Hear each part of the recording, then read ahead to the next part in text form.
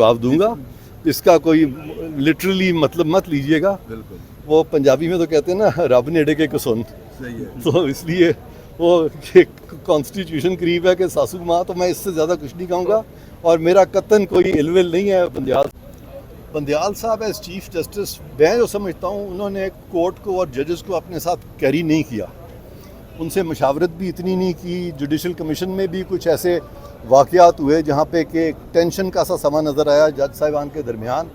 तो chief justice के लिए बहुत ज़रूरी है, और ख़ास तौर पे जजेस के कोड ऑफ कंडक्ट में भी लिखा हुआ है कि अपने साथी जजों से आप एक हमाहंगी रखेंगे। सारी प्रोसीडिंग कवर की हमने, और जो ऑर्डर आपने पढ़ा होगा, कैसे देखते हैं आप? यहाँ पे आपका बड़ा ये अच्छा सवाल है कि ऑलरेडी जब मामला जो है अपील में ये सारा रिजॉल्व होना है, तो यहाँ पे कोलैटरल प्रोसीडिंग में एक ऐसा फैसला चैलेंज किया जा रहा है जिसके बारे में अपील लाए करती है। तो कोलैटरली आप चैलेंज नहीं कर सकते, वो भी इन प्रोसीडिंग्स में, जहाँ पे कि बात ये हो रही है कि हाई कोर्ट जो थी उसने जो ऑर्डर किया था, वो ऑर्डर जो है वो किस तरह से इम्प्लीमेंट होना था और उस ऑर्डर की क्या तशरीह होनी थी। तो हाई कोर्ट खुद अपने ऑर्डर की तशरीह बेहतर तरीके से कर सकती है और इशू किया है। नॉर्मली तो ये होता था कि लीव ग्रांट की जाती थी और रीजंस दिए जाते थे, तो यहाँ पे पैरा 3 है गालिबन, जिसमें कि रीज़न कोई नहीं दिया गया, बल्कि कहा गया है कि बहुत अहम क्वेश्चंस राइज हो गए हैं। तो सुप्रीम कोर्ट इस तरह से मेरे नज़दीक नहीं लिख सकती कि अहम क्वेश्चंस राइज हो गए हैं, बल्कि बताना चाहिए कि वो कौन से अहम क्वेश्चंस हैं, और उसके बाद फिर नोटिस होता है। तो ये सारी चीज़ जो है, ये मैं समझता हूँ कि सुप्रीम कोर्ट का जो एक हमेशा से जो एक तरीक़ाकार रहा है, उससे हट के ये बातें हो रही हैं। इसको ना मैं अच्छा कहूँगा ना मैं बुरा कहूँगा, ये मैं आप लोगों पे प्रेस पे छोड़ता हूँ कि आप इसको इससे क्या तासुर लेंगे। ये जो कंप्लीट जस्टिस की बात है कि जी हम 187 में कंप्लीट जस्टिस कर सकते हैं, और मेरा ख्याल है जो जिसके रिपोर्ट मांगी गई है ये भी वही है कि जी 187 को हम रेफर करके इस केस को सुन रहे हैं, तो क्या आप कैसे देख रहे हैं? आर्टिकल 187 को कुछ जज साहिबान ने इस तरह से इस्तेमाल किया है, जिस तरह वो कहते हैं ना, हाथी के पाँव में सबका पाँव। तो 187 को हाथी बना दिया कि जो मर्जी ऑर्डर कर दें।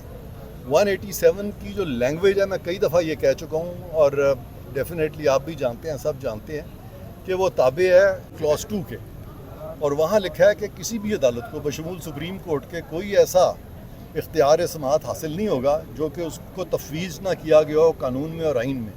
तो लिहाजा 187 उन्हीं मामलात में आएगा जहाँ पे कि उनको दायरा इख्तियार है। लेकिन ये जो था, जिस तरह साकिब साहब थे, वो उन मामलात में चले जाते थे जिसका कि ताल्लुक भी सुप्रीम कोर्ट से नहीं होता था, और वो 187 में गालिबन ओवर स्ट्रेच कर रहे थे। फिर उससे पहले भी कुछ जज साहिबान ने किया। तो ये जो 187 का जो एक इदराक कुछ जजों को हो रहा है, वो आइन की मंशा ऐसे नहीं है। चीफ जस्टिस साहब की बंदयाल साहब जिस अंदाज में प्रोसीड कर रहे हैं, और मज़ाहिर अकबर नकवी साहब, ये बेंच, क्या ये आपको लगता है कि ये हुब्बे इमरान में हो रहा है या बुग़्ज़े पीडीएम में हो रहा है? हाँ, ये बड़ा इंटरेस्टिंग सवाल है। ये गायब का इल्म तो मुझे नहीं है, क्योंकि वो खुद नियतों का हाल तो अल्लाह ताला जानता है। लेकिन जो एक्सटर्नल सर्कमस्टांसेस हैं उनको जब हम देखते हैं, और जब आप लोगों के मैं वीलॉग सुनता हूँ जहाँ पे बार बार आता है कि अपनी मर्ज़ी के बेंचेस कॉन्स्टिट्यूट किए जाते हैं और हम ख्याल बेंचेस कॉन्स्टिट्यूट किए जाते हैं, और जहाँ पे बहुत से सीनियर जजेस ये कह चुके हैं कि वन मैन शो नहीं होना चाहिए, तो उन सारे हक़ाइक़ को देखते हुए ये जो आपने बात की है, वो बिल्कुल एक टिल्ट नज़र आ रहा है एक ख़ास सियासी धड़े की तरफ।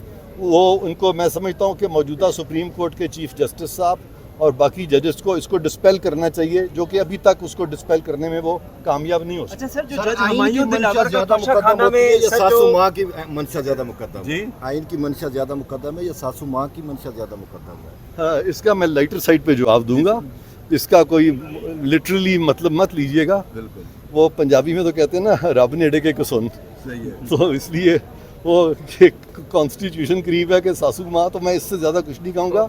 और मेरा कतन कोई इलविल नहीं है बंदयाल साहब की तरफ या उनकी सासू माँ की तरफ। मैं उन सब की बड़ी इज्जत करता हूँ। सर, जो तोशाखाना केस के हवाले से ये कहा गया कि जल्दबाजी की है, तो जो सुप्रीम कोर्ट इस वक्त जो हो रहा है, तो आप नहीं समझते कि सुप्रीम कोर्ट के बिहाफ से भी यही काम हो रहा है? देखें, कल का जो ऑर्डर है जिसके बारे में कहा गया कि जल्दबाजी की गई है, वहाँ पे तो जज साहब जो थे वो बड़े आराम से इंतज़ार कर रहे थे, 1 घंटे 2 घंटे 3 घंटे 4 घंटे 5 घंटे के भी आके अपना मौक़िफ़ बयान करें, आके अपना मौक़िफ़ बयान करें। मैं हैरान हुआ उस ऑर्डर को देख के जिसमें नोटिस इशू किया गया और कहा गया है कि एज इफ़ वो उनको अनहर्ड कंडेम कर दिया गया।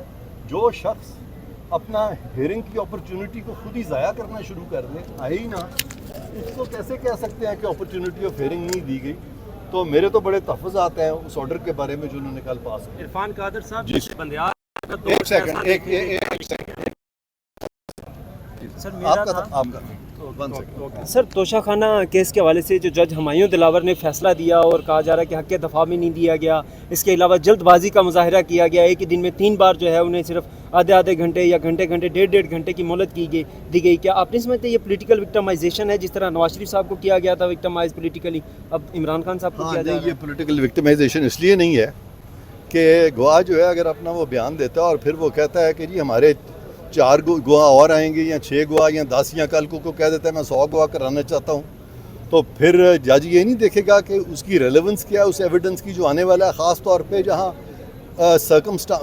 ڈائریکٹ ڈاکیومنٹری ایویڈنس آ جائے تو وہاں پہ تو ویسے ہی اورل ایویڈنس ایکسکلوڈ ہو جاتا ہے، اور غالباً یہی جج صاحب کے ذہن میں بھی تھا. اور یہ جو قانون شہادت کے جو پرنسپلز ہیں، جو اصول ہیں، وہ اتنے ٹھوس ہیں ایویڈنس ایکٹ میں جو دیے ہوئے ہیں کہ اس پہ جج کو بالکل یہ اختیار ہے کہ وہ کہہ دے کہ یہ آپ 50 گواہ 10 گواہ 4 گواہ یہ سارے ارریلیونٹ ہیں، اور یہی انہوں نے کیا ہے اور ٹھیک کیا ہے. سر تحریک انصاف نے توشہ خانہ کیس کی مینٹیلیبلٹی کو چیلنج کیا تھا ہائی کورٹ میں، لیکن اس کا فیصلہ نہیں آیا اور فیصلے سے پہلے جج ہمایوں دلاور نے اپنا فیصلہ دیا. تو کیا آپ سمجھتے ہیں کہ ہائی کورٹ کے فیصلے کا انتظار کرنا چاہیے جج ہمایوں دلاور کو؟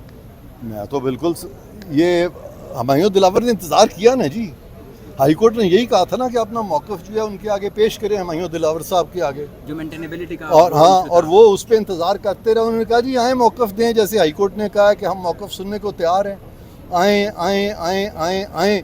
انہوں نے کہا نہیں آئیں بائیں شائیں یہ نہیں آئے، اس کے بعد یہ ہوا. سو یہ نہیں ہم کہہ سکتے کہ موقع انہوں نے نہیں دیا. جی ضرور. عرفان قادر صاحب چیف جسٹس بندیال صاحب 25 دن بعد ریٹائر ہو رہے ہیں، ان کا ٹینیور کیسے دیکھیں گے؟ جوڈیشل جو ججز کا ہوتا ہے کنٹیکٹ اس حوالے سے کیا کہیں گے؟ اور سپریم جوڈیشل کونسل کا ایک بھی اجلاس نہیں ہو سکا، چیف جسٹس سے جو بننے والے ہیں نامزد چیف جسٹس ہیں قاضی فائد عیسیٰ صاحب، ان کے حوالے سے ان کو بینچ میں نہیں بٹھانا، کیا کہیے گا آپ اس بارے میں؟ بندیال صاحب ایز چیف جسٹس میں جو سمجھتا ہوں انہوں نے کورٹ کو اور ججز کو اپنے ساتھ کیری نہیں کیا، ان سے مشاورت بھی اتنی نہیں کی. جوڈیشل کمیشن میں بھی کچھ ایسے واقعات ہوئے جہاں پہ کہ ٹینشن کا سا سما نظر آیا جج صاحبان کے درمیان.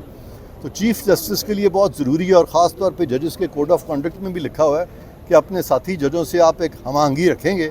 وہ ہم آہنگی جو ہے وہ بندیال صاحب میرے نزدیک رکھنے میں کامیاب تو کیا ناکام ہوئے ہیں. عرفان قادر صاحب 90 دن میں انتخابات ہوتے نظر آ رہے ہیں آپ کو؟ 90 دن کا جو فیصلہ ہے وہ بالکل غلط تھا، کیونکہ 90 دن کا ڈیٹ دینا انتخابات میں وہ سپریم کورٹ کا کام ہی نہیں ہے. 90 دن وہاں پہ آتے ہیں جہاں کہ صدر پاکستان اپنی صوابدید میں قومی اسمبلی یا گورنر اپنی صوابدید میں صوبائی اسمبلی جو ہے تحلیل کر دیں تو وہاں وہ ڈیٹ دیتے ہیں.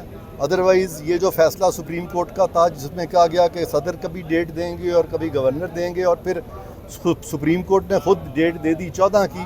آئین میں ایسی کوئی چیز نہیں لکھی ہوئی، اور لہٰذا یہ 90 دن والی بات جو ہے کوشش حتی الامکان کرنی چاہیے کہ 90 دن میں ہو، لیکن کچھ ایسے یعنی وجوہات ہو سکتی ہیں. مثلا جس طرح سینسس ہے، فار ایگزامپل اگر لیٹسٹ سینسس آ گیا اور اس پہ اگر ڈیلیمیٹیشن نہیں ہوئی تو پھر قدرتی بات ہے معاملہ جو ہے وہ آئین کی منشا کے تحت 90 دن سے آگے بھی جا سکتا ہے. اسی لیے آرٹیکل 254 جو ہے اس میں اس چیز کی وضاحت کر دی گئی ہے کہ اگر کوئی چیز آئین میں جو مدت معین ہو اس مدت میں نہ بھی ہو سکے تو پھر بھی آپ اس کو کریں گے، اس سے وہ انویلڈ نہیں ہوگا. اچھا سر، پارلیمان نے قانون سازی کی تھی اور اس میں اختیار جو ہے تاریخ دینے کا الیکشن کمیشن کو دے دیا تھا. اب صدر نے دوبارہ میرے خیال نومبر کی کوئی تاریخ دی تھی، اس کو آپ کیسے دیکھ رہے ہیں؟ غلط کیا صدر صاحب نے. صدر صاحب کا کوئی قانون میں آئین میں رول ایسا نہیں ہے، اور ویسے بھی اگر ان کا کوئی ایسا منصب جو ہے ان کے فرائض منصبی میں شامل بھی نہیں ہے تاریخ دینا تو وہ کر ہی نہیں سکتے. اور اگر فرائض منصبی میں کچھ شامل بھی ہو تو وہاں پہ آرٹیکل 48(1) بھی ہے جس کے تحت صدر پابند ہیں اپنے